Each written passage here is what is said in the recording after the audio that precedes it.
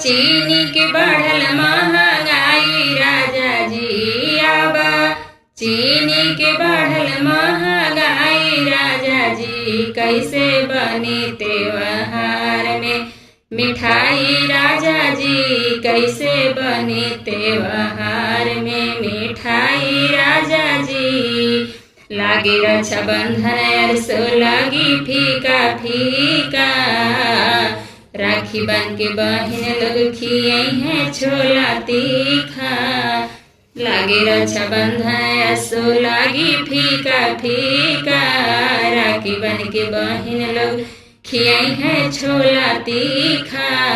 बर्फी रसगुल्ला बदे मन ललचाई राजा जी, बर्फी रसगुल्ला बदे मन ललचाई राजा जी, कैसे बनी त्योहार में मिठाई राजा जी, कैसे बनी त्योहार में मिठाई राजा जी, कैसे बनी त्योहार में।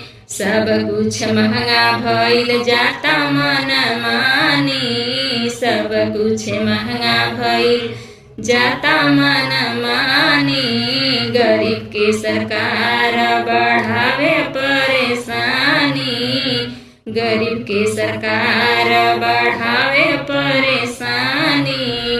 अब चाय भी फीका पियाई राजा जी, अब चाय भी फीका पियाई राजा जी, कैसे बनी त्योहार में मिठाई राजा जी, कैसे बनी त्योहार में मिठाई राजा जी।